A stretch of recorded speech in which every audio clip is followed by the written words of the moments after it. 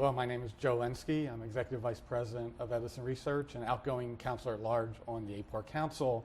I'm very proud and honored today to conduct the heritage interview of former AAPOR President Kathleen Frankovic.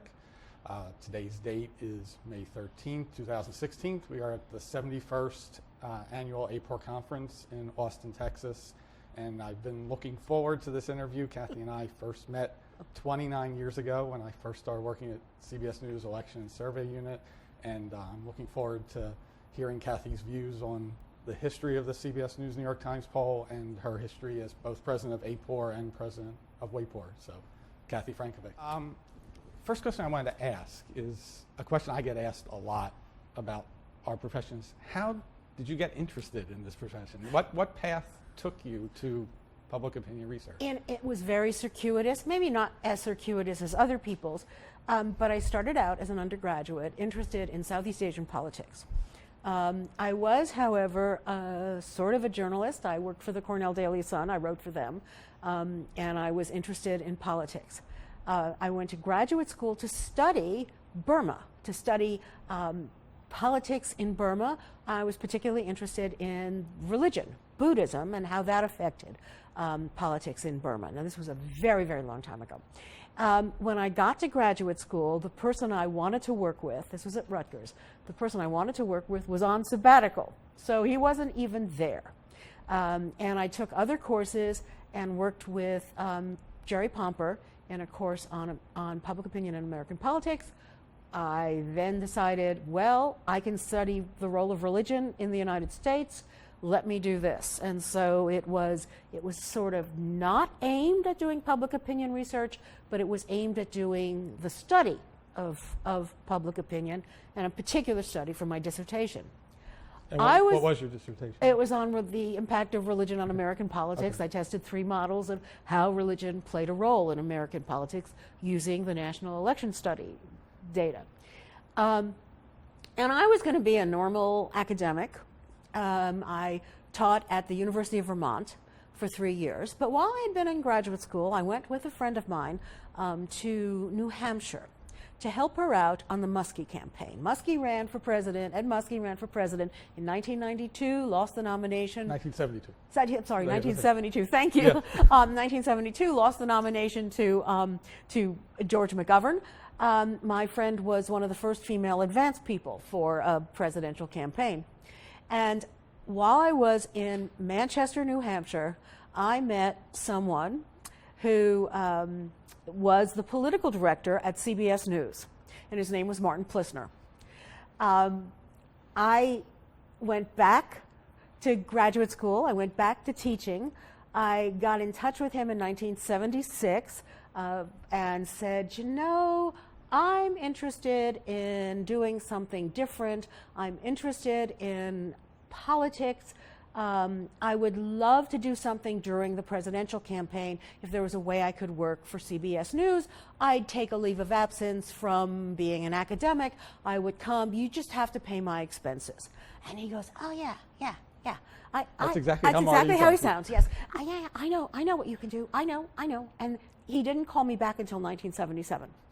But he called me back in 1977 to tell me that Warren Matofsky, who was the head of the election unit at CBS News, was looking for somebody to manage the CBS News New York Times poll, which had been established just 2 years before in 1975 and had operated through the presidential election of 1976. And I said, okay, Marty, I'll send in my material and we'll see what happens. And it took a while. I went down to New York. I had an interview with Warren. I met Warren. I saw the offices. And I waited, and then finally heard from him and, in fact, was hired. So I went down to New York at the beginning of the fall semester of 1977. And I started working for CBS News, and being very risk averse, took a leave of absence from the University of Vermont, figuring if things went bad, I could always go back there. but things didn't go bad. Things went very well. They I was didn't very allow happy. a 32-year leave of absence? No, not a 32-year leave of absence. But they let me extend it for a second year, which was extraordinarily kind of them. And so I stayed in New York. I learned something about myself in that process. I learned that I was far more appropriately cut out for a job that had outwardly imposed deadlines, that involved high pressure, that involved taking a project, starting it, conducting a survey, analyzing it, and getting it on the air in a matter of days, as opposed to doing data analysis, writing an academic article, and sending it off to the journal and hoping it sees the light of day in 2 years. So it was in many ways much more satisfying. It was very exciting.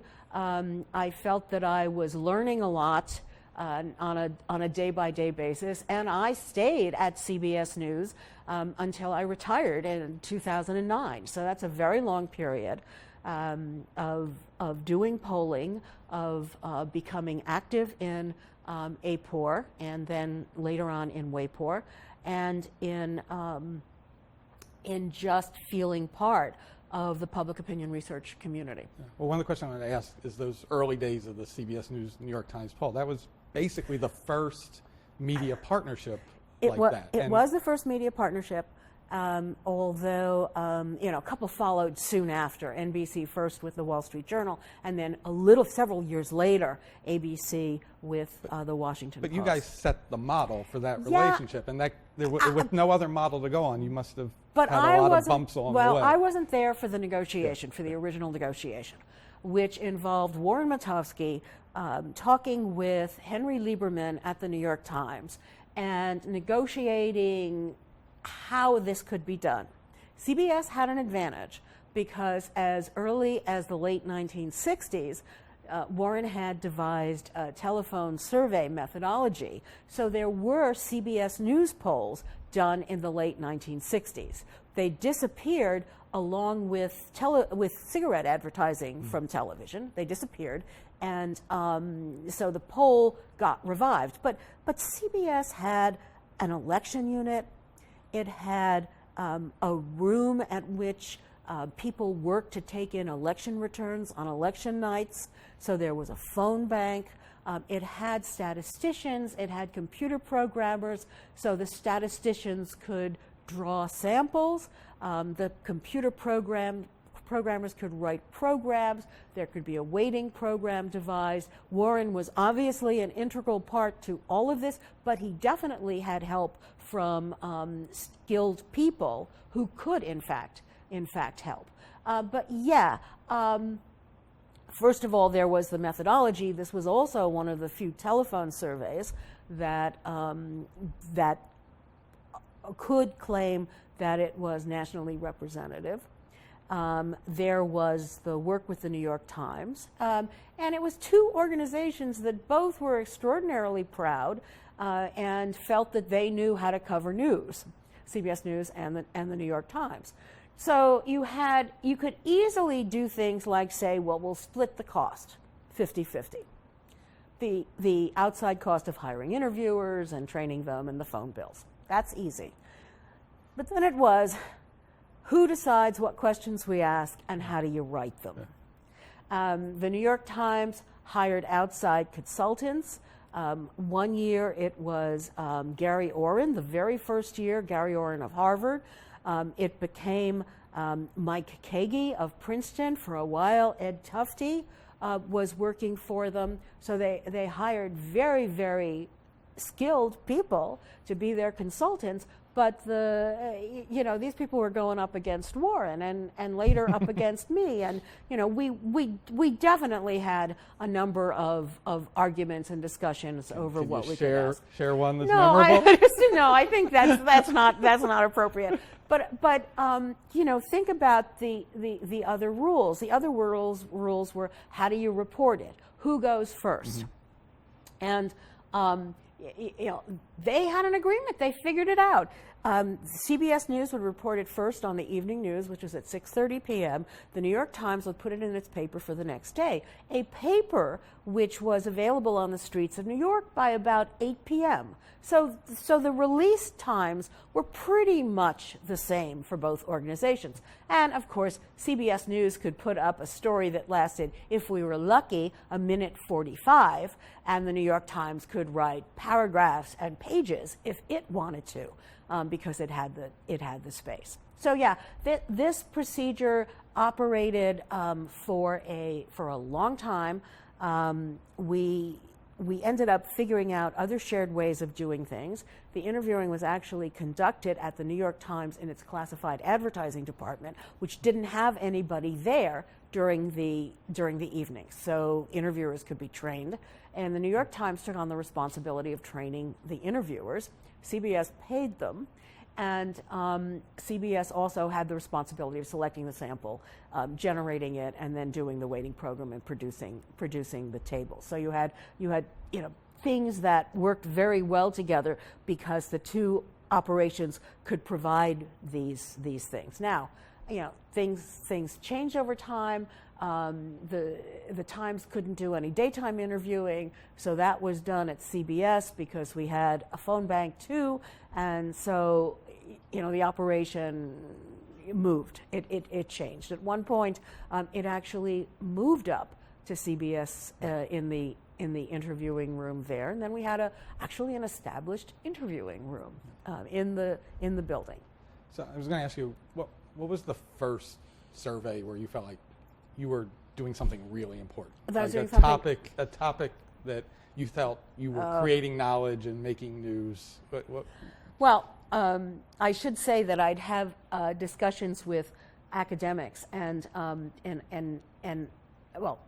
me say the first survey had a lot of questions about the Panama Canal. Okay. Not a subject we would be thinking about now. A lot of questions about Jimmy Carter. And I think a lot of questions, there may actually be some questions that if you looked at now you might want to re-ask, but I don't remember. In 1978, a year later, we talked about the difference between operational and theoretical and ideological liberalism and conservatism. Now, this is something that academics had been talking about for a while. It was in the political science literature, not all that long before then. And so we did a series of questions asking people to define themselves, and then we also asked them specific issue questions. So we had people telling us that I'm a conservative because I don't wear tight sweaters. I am a liberal because I'm kind to people. And so you had these wonderful self-descriptions of what what people's ideology meant to them. I remember having a conversation with my dissertation advisor after this, and he said, well, I knew that.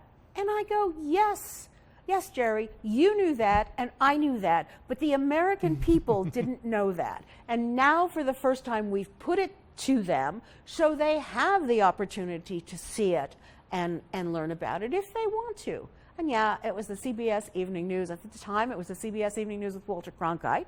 So certainly a show that had a lot of viewers. Well, also the survey was always asked, we're calling from the CBS News, yes, with the Evening News with Walter Cronkite, and later the CBS News with Dan Rather. That's right. Talk about that, using that as the gateway to get people to respond to the survey. It was only fair to respondents. It was only fair that they knew who was calling, and we weren't calling from Gallup. We were calling ourselves. I mean, we were doing this ourselves. So yes, it was the CBS Evening News with Dan Rather and the New York Times. There was an argument early on. And I think it was an argument that I was only peripherally involved in. But we started out not even mentioning the New York Times because there was a fear that saying that you were calling from New York could turn off some respondents. And it took a couple of years, and then we realized we really had to, because that's who we were calling from. Yes, we were calling from the CBS Evening News with Walter Cronkite, but let's be a little bit more expansive and let's be a little bit more transparent with the respondents.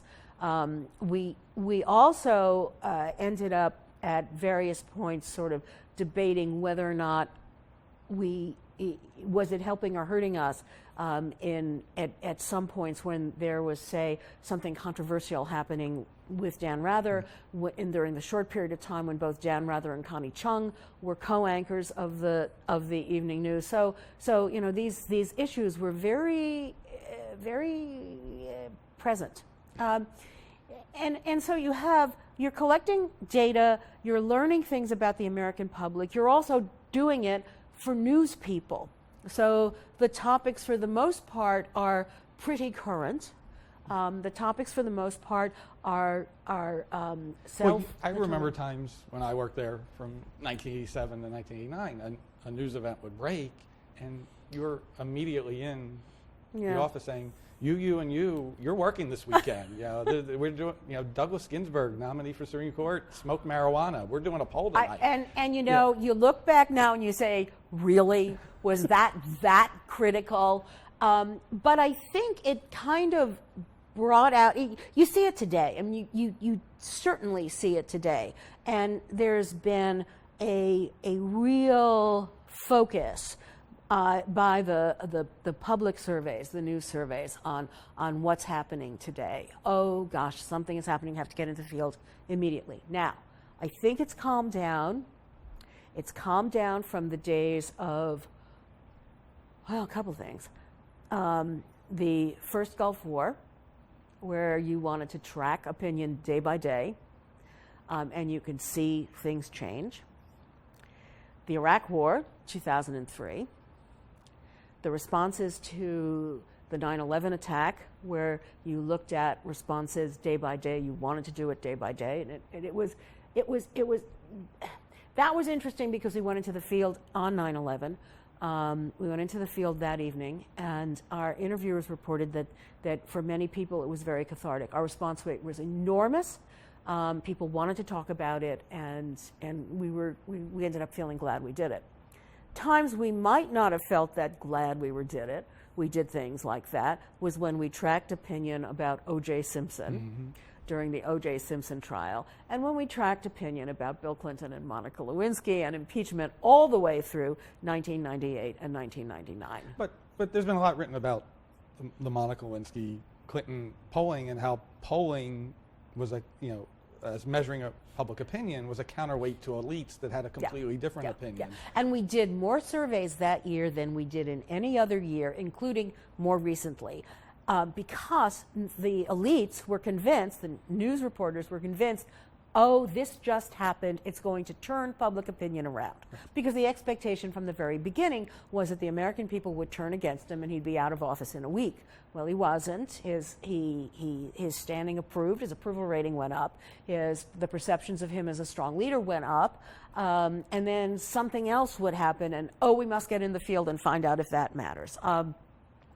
And so we were doing this, and basically every measurement was confounding the people who were assuming things would change.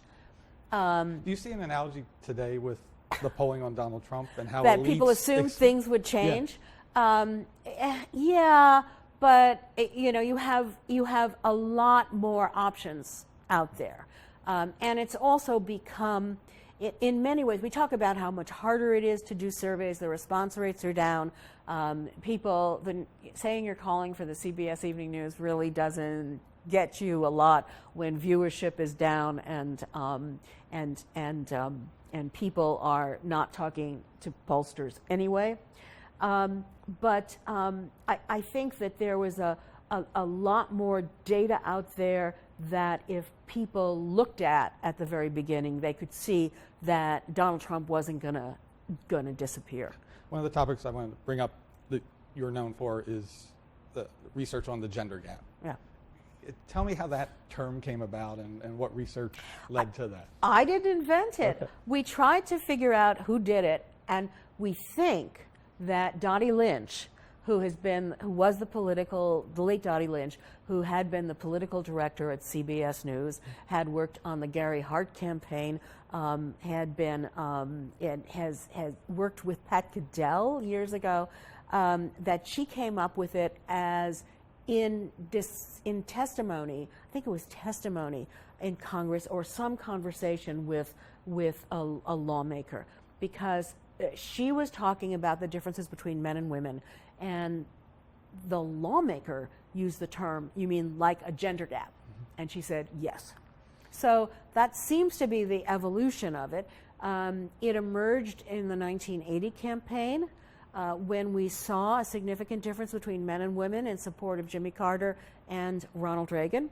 And it became more obvious from that point on, and continues today. I mean, the interesting thing was that it had not shown up for a very logical reason. The assumption always was men and women live together. It's not like they're segregated in neighborhoods. They live together, and therefore they must think the same way. And yes, there's less of a difference between married women and married men than there is between single women and single men, but still there is a difference. So this was a surprise to people in 1980, and but now it's sort of part of normal thing. I mean, 1980 was a very long time ago.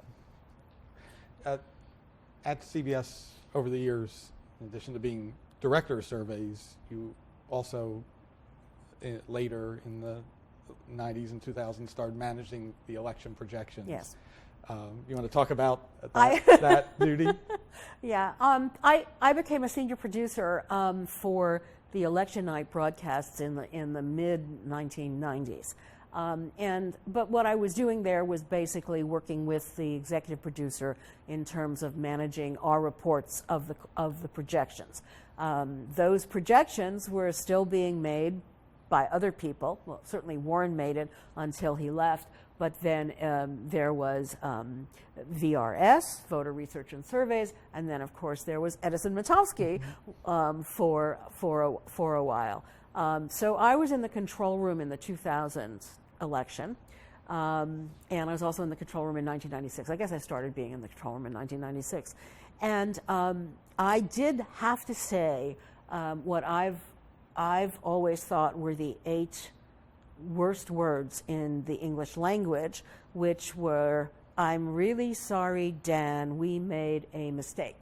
You want to tell that story, or do you not want to relive it? I have 2 stories basically, because I did it first in 1996. When the Senate race in New Hampshire was projected for the Democrat, but it became very clear that at some point it became clear that wasn't going to happen.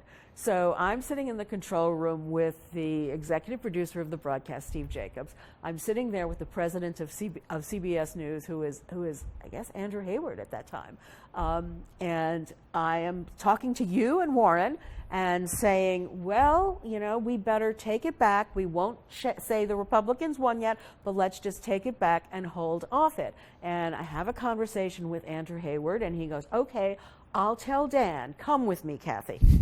So it was Kathy who told Dan the news. There's a photograph that was taken of that I have on my wall. It was used for publicity for another matter, but it's Dan sitting on the left. Then there's me. Then there's Andrew Hayward. Then there's Al Ortiz, who was also there, and then there's Bob Schieffer. And I'm telling Dan we made a mistake. Dan's taking it very calmly, and he was very pleased to know that we would be the first people to take it back. So we'd be honest, we'd be fair, we'd report it as it was, and once we knew it, we would tell people. So that was 1996. That was just one thing. That went away. People forgot about it, and of course, in 2000, people did not forget about it. Well, and after 2000, you were put in charge of the review of 2000. I was put in charge. I did the, I worked on the evaluation of the CBS News broadcast, including the calls, including the projections, in a 3-woman panel led by Linda Mason, who is a senior vice president at CBS News for Standards. I was on it, and as was Kathleen Jameson from the Annenberg School. And the 3 of us put it together. Linda did a lot of interviews with the people who were involved. I'm sure she talked with you. Yeah. And I did some history. Did a history of opinion poll, of projections of election results.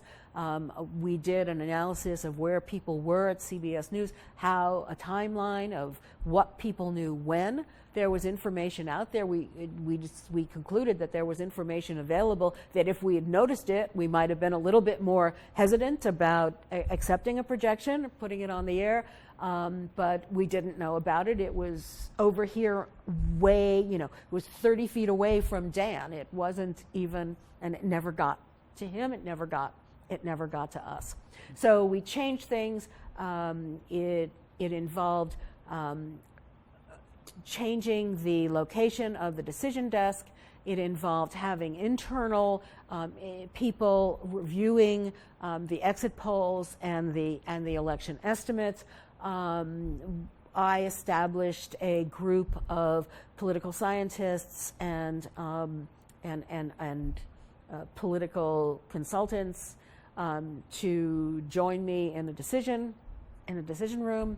And so we did that, and then we were very happy. After that whole entire period, we did not make a projection error, and so I was very proud to say that. I believe CBS hasn't projected an incorrect statewide race since. That's great. I mean, it's it's safer. We made changes in the rules. No, you can't say anything about the outcome of the state until all the polls are closed in a state. I noticed last week in the Indiana primary, votes were being counted, but nothing was said until those last polling places closed. Right.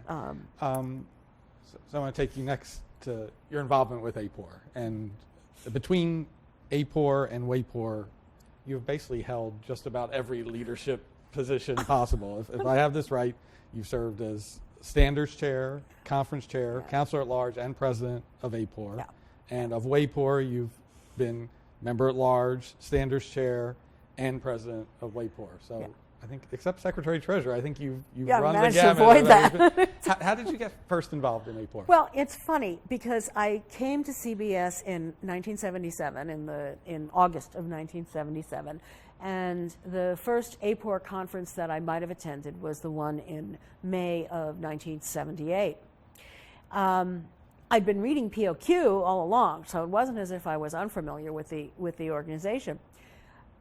Warren Matosky did not attend the 1978 conference. He was in the hospital having some sort of surgery, and he informed me that I had to go. So here I am. I show up at Roanoke, Virginia, not knowing anybody. Well, I think I may have known a couple of people from the academic world. And there I was, and I spent a lot of the conference explaining why Warren wasn't there. But I got involved in it then. I have attended almost every AAPOR conference since. I've missed a few in recent years, but since 2009, but I haven't missed many of them. I think that I got involved with the leadership and volunteering with AAPOR also through Warren. It was basically something you did. You're supposed to do this. Warren was very heavily involved. He was a conference chair in the early 1980s, and then he became president. So because he did it, I was expected to do it too. And there's a long history of CBS CBS alums serving. I calculated, I think this was during my presidency, which you gotta know is like 24 years ago. So it's a long time ago. I think I've calculated at one point that there have been at least 5 people from CBS who've been president of AAPOR. There have been, I think, at least 5 people from CBS who've won the AAPOR award. So it's an organization that's very invested in AAPOR. I had a tenure in 2. It was very hard being involved in AAPOR because somehow the years never worked out. My conference, when I was conference chair, it was 1988. a presidential election year. I took over the presidency in 1992, and that would be the spring of 1992, a presidential election year. So it was always balancing things out. And also, I mean, I was conference chair long before we had even, I think, a managing firm, long before we had the mechanisms in place to transfer stuff. Bob Groves, who was the associate conference chair, I think came to CBS. We sat there and read papers all day long, just trying to get things figured out, who could come in, who can't come in. It was much more hands-on, which was good and bad, and it really did take up a lot more time. But you've remained involved in AAPOR so long. What did AAPOR bring to you, or what in terms of either career development or people you've met, or? Yeah, I mean, you knew everybody would be here. You knew this was the place where you had to present what it is that you had learned. You knew that this was the place where you had to defend what it is that you had learned. And I've been in a position here with presentations at conferences that have not been, I'm trying to find the right word for this. And they've been difficult, and they've been at difficult times. They haven't been difficult, but they've been at difficult times. And they're always the things that people who are putting together plenary sessions want to hear about. You want to hear about the 2000 election. You want to hear about the 2004 election, when you had people outside claiming that, well, John Kerry really won because the exit polls showed that he won. And well, maybe they did, but maybe those exit polls were not quite the best. So you'd be defending CBS News, you'd be defending people who conduct public opinion polling not in academia, people who have to do things quickly and then present them to a very, very large audience, many of whom are ready to pounce on it. I think the most important relationship that I think all of us at CBS News have with AAPOR is the fact that we used it to defend ourselves and get better. Because of AAPOR, I started looking at the history of public opinion polling. And there are other reasons I did that too, but AAPOR was certainly a piece of it. I mean, I would not know that Herbert Hyman, one of the great sociologists of 1940s and 50s and 60s, once wrote about conducting surveys for the war effort during the Second World War and said, yes, we could do things quickly. Yes, you can do things quickly. Yes, you can draw a sample. Yes, you can conduct interviews. Yes, you can analyze it, and you don't need to sit on your data for a year before you analyze it. That's not his quote, but that's basically the theme of what he has written. And I would not have felt compelled to find this out except for the fact that I was dealing with this on a yearly basis with AAPOR. One of the topics I wanted to discuss is, Molly Ann Brodie gave her presidential address today talking about diversity in AAPOR and the lack of diversity in leadership positions at AAPOR. We just looked up, you were the 5th woman to serve as president of AAPOR, but there haven't been that many women since. And in fact, in the last decade, there have been fewer women presidents of AAPOR than the previous 2 decades. What is your reaction to that? I have some thoughts about that. Obviously, you think about these things. The first AAPOR conference I went to was the one that when Hope Clapper was president. So I came to a conference where a woman was president, and then not for a while. I think that there was a division in public opinion research. Goes back to the 1940s. It goes back to the very beginning. Men were the analysts and women did the field work. Women were the interviewers. So you had incredibly capable people incredibly capable women who were carrying out massive projects for which they really never got a lot of credit for, because it was the principal investigator, who in the 1940s was most likely a man, who got the funding, who then wrote the report and then presented the paper.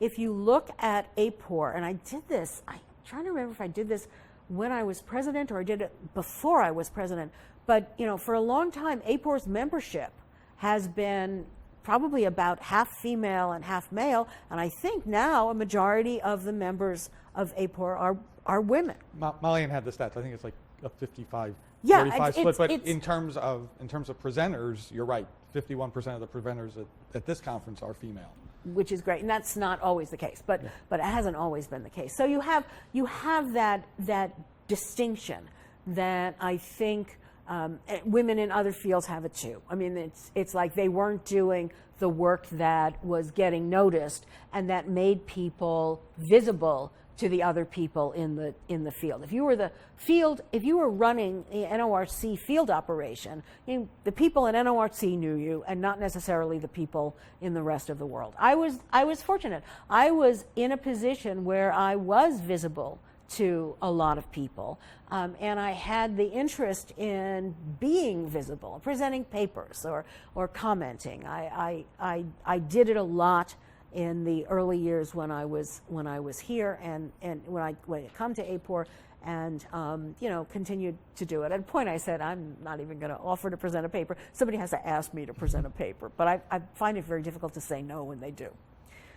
Well, what advice would you give women in the profession to build leadership, to build that generation of leadership?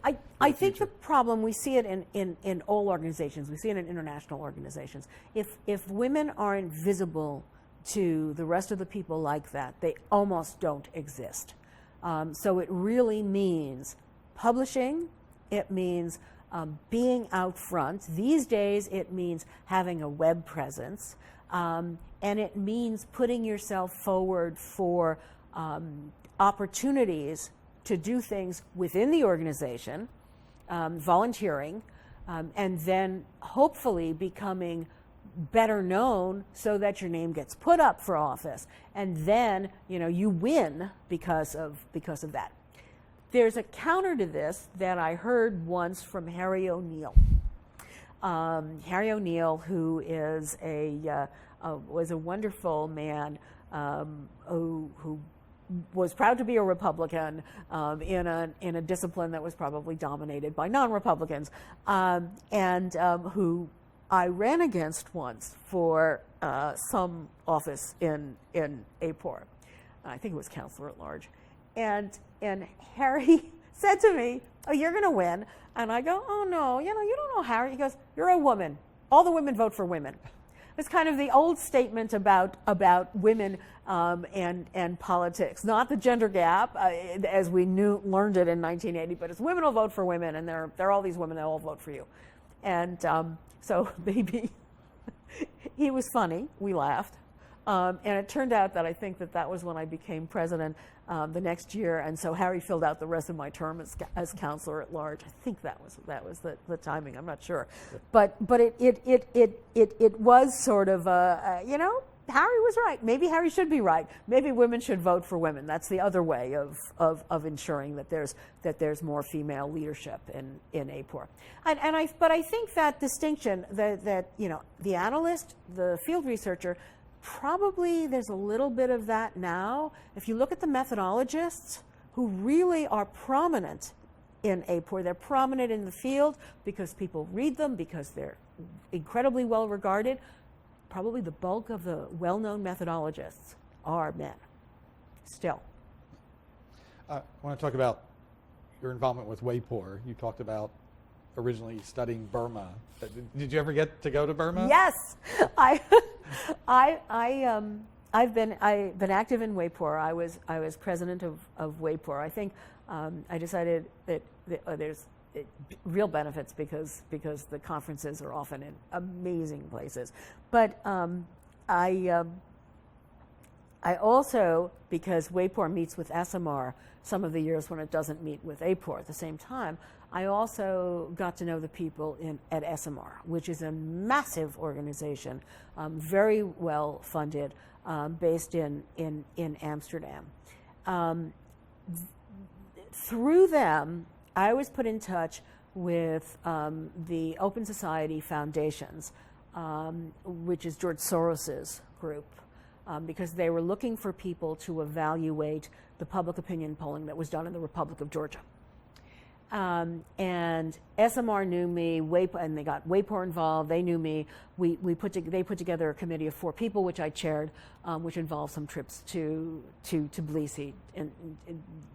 But because I did that work with OSF decided we need to look at the capability of opinion polling in Myanmar, in Burma, before the last year's election, the one that elevated the National League for Democracy and Aung San Suu Kyi's party. And so they turned to me and some people from the Asia area to go and do exactly the same thing, to meet with people, to see what the capabilities were. I was so thrilled to get the opportunity. I said to them, I would pay you to do this. It was the country that I really wanted to know. When I was an undergraduate, I had 2 years of Burmese language training, all of which I've forgotten, but I can barely write my name in Burmese. But it was certainly a wonderful opportunity. I mean, you go from being somebody here in the U.S. You understand there are bigger problems in the world, and that polling is a very important part of their finding out what they want, and then you keep going on from there. I should mention one thing, which is one of the first-rate cooperations with AAPOR, WAPOR, and SMR. We just this week released the beta version of the opinion of a online course on opinion polling for journalists internationally. So it was based on the AAPOR course for journalists at the Poynter Institute. It is now internationalized. We have added sections that are not relevant for the U.S., but relevant elsewhere. We have taken out a lot of things that would have been really not understood by journalists outside of the U.S., so everything about primaries is gone for the most part. A lot of stuff about parliamentary elections, a lot of stuff about runoff voting, a lot of stuff about the values of opinion polling, and some of the very basic things that AAPOR would have talked about 30 or 40 or 50 years ago that it doesn't need to talk about today because it's part and parcel of the way we do things here in the United States. So I'm really proud of that. I chaired that panel, and I'm really proud of getting it done and getting it out there. You see other ways that AAPOR and WAPOR, AAPOR and WAPOR and SMR could work together? I do. WAPOR is pursuing a number of these things to deal with collecting data on the issues regarding the freedom to publish opinion polls in country by country, because as you know, not only in many places you can't publish a poll a certain period of time before an election, but there are also rules about exit polling that affect the capability of doing things. So yeah, I mean, I think it's people shouldn't be afraid of the other organizations. They really need to work with them because everybody's got the same goals. And being part of WAPOR, you've traveled to all different countries. I know you just love to travel in general. This was not expected. I did not expect that to be part of my life. I mean, you and I are probably, and Rob and a couple other people from your company are probably several of the few Americans who have been multiple times to Tbilisi in the Republic of Georgia. What other countries are your favorites out there? Oh, I'll go. I don't think I want to say I'll go anywhere. I will. Let's just talk about where the profession and the industry is going in general. I mean, there's always been changes. You were involved in the initial telephone surveys, initial national partnerships on polling, but things have, the methodologies have changed, the politics has changed, the news media has changed. Where do you see this going? Well, I mean, I've said in other places that there are big concerns, and they don't just have to do with response rates. They don't just have to do with trying to work out the right way of, or if you even can, of doing online surveys. But you've got to cope with the problems that people are facing with telephone surveys today. I mean, we haven't figured it out, but somebody will. But I also think, and people aren't spending the kind of money they used to do. The traditional media don't have the money they used to, so they're not putting that money into the data collections that they used to in the 80s and 90s and even as recently as 15 years ago. So that represents a threat because it means the quality, the extent of the data that's collected is going to keep shrinking. And that has implications for what we understand about politics and the world and elections and all of that. So I think that's a problem. I also think that unfortunately because of that creates the possibility that the divide between academic and commercial polling organizations might only increase. I mean, it's always been a real tension in AAPOR about the academic polling operations, which have the resources to devote time and energy to collecting data the best way possible, and the commercial organizations, and that's just not the news media. It's people who are doing this for a living outside for clients, and who have limits on money, limits on resources, and deal with that and still try to do very good work. I was grateful that I had the academic training and the commercial work, so I kind of see both of them. But I think that there has been at various points a tendency by some of the academics in AAPOR to kind of look down on the people who are out there earning money and trying to do things. And I really wish that would go away. I don't know how it can go away.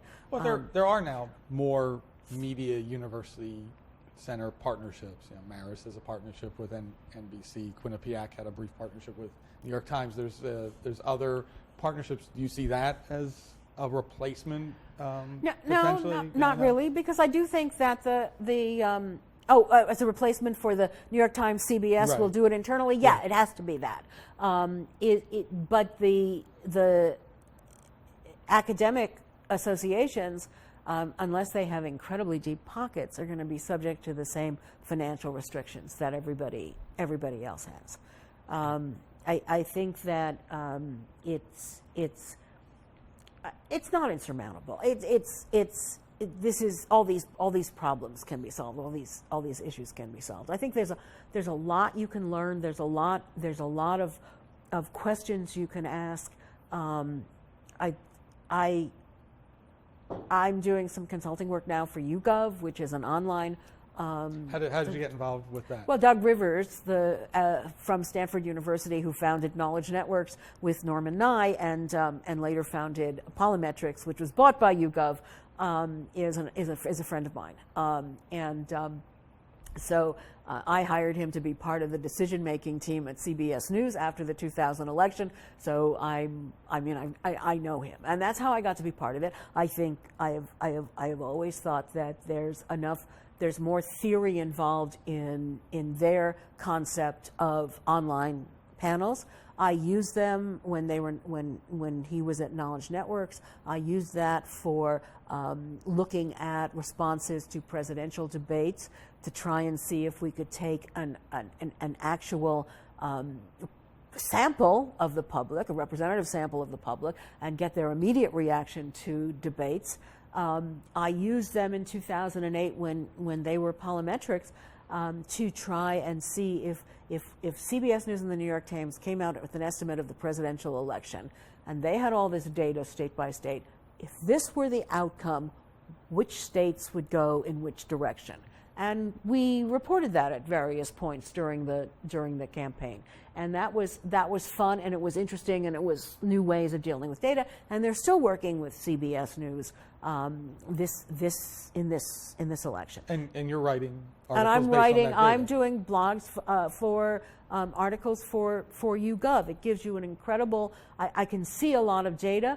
And it's actually the data set that I turn to because I have access to it, and I can interact with it. And I no longer have access to the CBS News polling data. I presented a paper just a couple of hours ago on using their data, looking at the rise of Donald Trump and looking at the role of national security. Foreign concerns in that rise, and basically the interaction of fears about terrorism and fears about immigration, and how the two of them have kind of seem to be working together in the Trump campaign. So you have the CBS News, New York Times probability-based background, the YouGov. I'm learning, yeah. Probability, non-probability background. How do you see that playing out over the next few years? You know, people have to be creative now. I really think that there is, if we hold ourselves to the highest of standards of probability surveys, we're going to have 3 of them in a few years. And so we're still going to want to know public opinion. We're still going to want to know what people are thinking, and we're going to need to figure out ways to measure that. It isn't reduced to counting tweets and looking at Facebook posts or Instagram pictures. Maybe you devise somebody devises some sort of multi sourcing for this. I don't know. I like being engaged in it. My husband says that I haven't retired.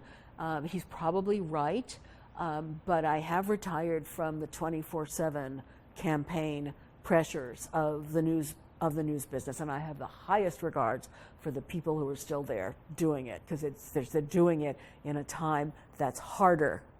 It's getting harder. It's harder than ever before, and it's just going to get even harder from now on. Well, let's talk a little bit about your non-retired life. You've left New York and gone to the big island of Hawaii. Talk about your life there. Well, I'm on a bizarre time zone. I meet with people early in the morning by phone, so that happens.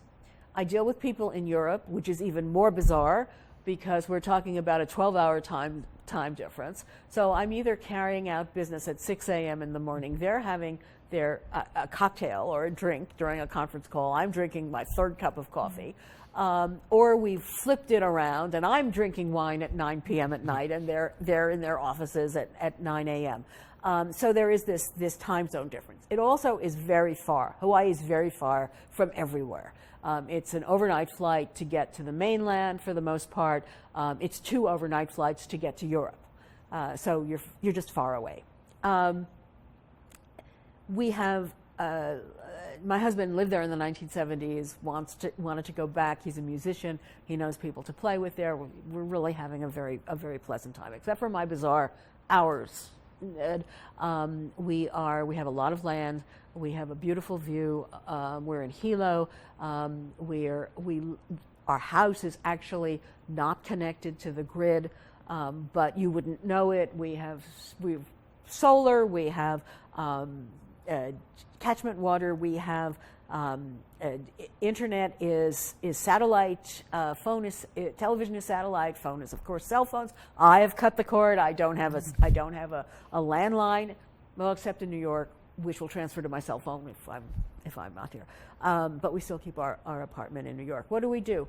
We're engaged in the community, which is very nice. I mean, one of the weaknesses that anybody has if they're working is they know particularly New York. You know the people who live in your building. You know the people you work with. And frankly, they're all pretty much like you. you live in a small town like Hilo, which has 60,000 people, and you interact in any way. We've sat on boards of local theater operations. We've performed, and that's something that I did in college and graduate school and didn't do until I retired.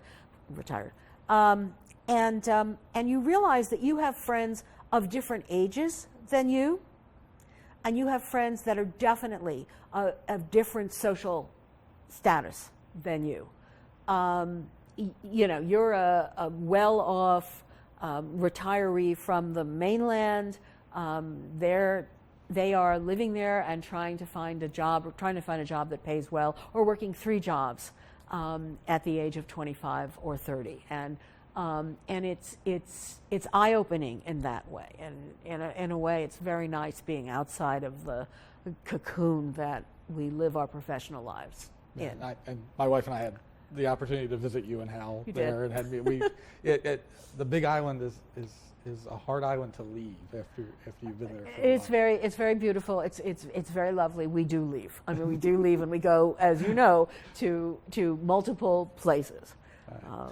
Anything else? Any other topics you'd like to discuss? Well, I'm very hopeful. I'm very hopeful for AAPOR. I'm very hopeful for WAPOR. Very hopeful about SMR. I mean, I think that all organizations, and AAPOR's been a big leader in this, have worked on self-regulation, on controlling the industry, and ensuring good practice. That's a goal that is incredibly important, and I think AAPOR has been, in the long run, quite successful for that. Well, on behalf of AAPOR, I want to thank you for agreeing to do the Heritage interview. I think this series is valuable for all current members and future members as they work their way through AAPOR and through leadership. And I thank you for all your service to AAPOR. Thank you. Thanks.